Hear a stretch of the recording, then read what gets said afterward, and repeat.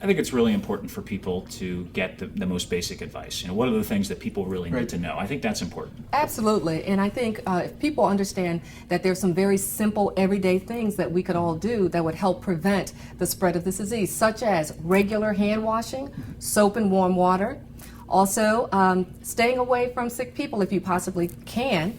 And if you're sick, we don't want to spread the virus to others. So we would recommend that people would perhaps stay away from work, stay away from school until those symptoms have passed. Right, and we found out recently too, certainly, that alcohol-based hand sanitizers also can be effective, which if you don't have soap and water, if that's available, that's also effective. It's a great alternative because sometimes you don't have access to soap and water, but that would be a good backup plan. And you can't do that enough. Right. I mean, obviously a lot of people are concerned now, and I think it's important that we try to lay out really what's happening. Yes. It's not the case that everybody with a sniffle should go to see their doctor. I don't think anyone is saying that at this point. But I think it's the case that with serious flu symptoms and some travel to some of the affected areas that we've been talking about, that's the time that medical attention should be sought. I think it's important to point out you can't tell from the symptoms what we're dealing with, and there's still some seasonal flu out there, and sometimes cold symptoms seem like flu symptoms also. So you don't want to jump to conclusions, but again, in those cases where there's serious symptoms and also some travel, it's a good idea to get some care and see how you can be treated. Very important. Right, the CDC website offers a lot of good information for people.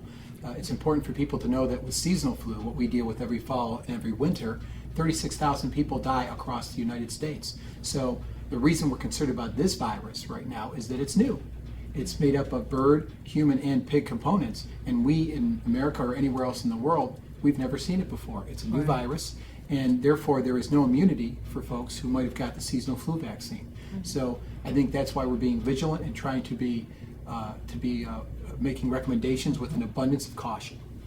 Karen, we're all, I think it's important also for people to know that how we're working together and a little bit about some of the things that we are doing. Oh, we are, and that's a very important point too, because we feel that the most effective response really involves a collaborative effort, it involves sharing information, and it involves really utilizing all of our resources to get that message out. So the planning that we're doing it jointly, and I think it really will help us to address this problem. So we've been getting a lot of questions about food and food and transmission related to swine flu.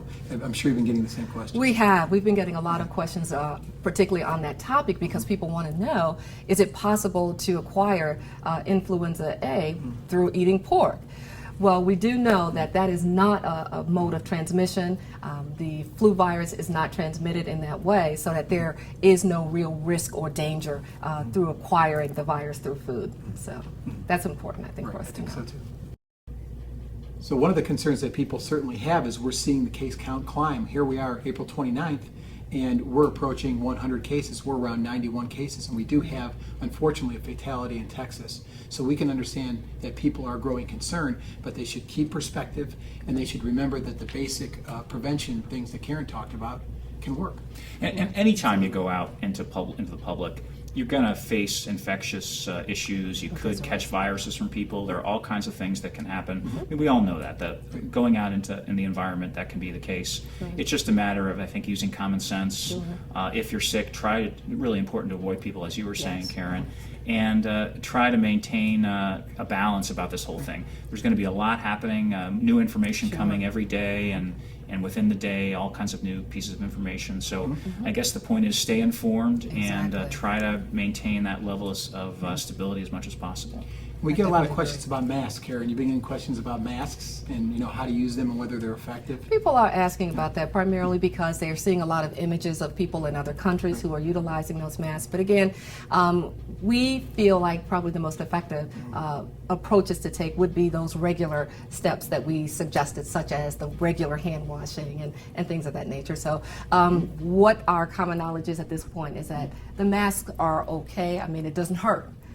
But at the same time, we know that the methods that we prescribe to and that we recommend are those that we suggested, like the hand washing And truthfully, we haven't heard any of our federal health officials or anyone come forward and say, you should be wearing a mask. That has not Right. been something that we've heard. Right. So really, those key things, I mean, hand washing, can't say it enough. That's We right. said it before, but Right. 20 seconds, sing happy birthday twice, is that, that's right? That's right. That's the appropriate method. And That's do it well, do it thoroughly, and that makes a difference. It does. It really, really does. And you know, we certainly understand the concern as it relates to kids. Everyone's concerned about children, and it's understandable. I think that when we start to talk about schools, and now people are hearing across the country that there have been school closings where cases have occurred, people don't really understand why. So I think that we want people to understand that the reason that schools have been closed is because it helps to create a time barrier between those who might be ill and those who are healthy in the school environment. Let's take some time out, a week off of school, the time from which people might be exhibiting symptoms or perhaps transmitting disease, and allow the opportunity to stop that disease with that individual and concentrate on getting that individual well and keeping disease out of the school system. Good. And that's a good point that you mentioned regarding the children, because again, children are listening to the news stories, they're hearing things from their schools, and I think it's important for the parents to be very informed and to explain to the children that, you know, this is a problem, this is an issue, but of course we're taking care of it. I mean, we have specific plans in place, we have specific strategies in place to deal with instances like this, because particularly with the younger children, they're afraid, well, am I going to get it? Am I going to die? Right. What's going to happen to me? So, you know, by parents being informed, by parents explaining to the children what things can be done and that we're going to handle this, I think that will surely help to alleviate a lot of the fear and terror that the younger children might be experiencing with this. I think it's particularly important that people have credible sources for information.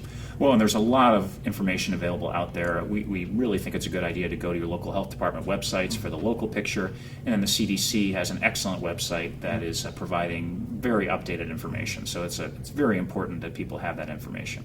The more we know, the better. Knowledge is power. That's right.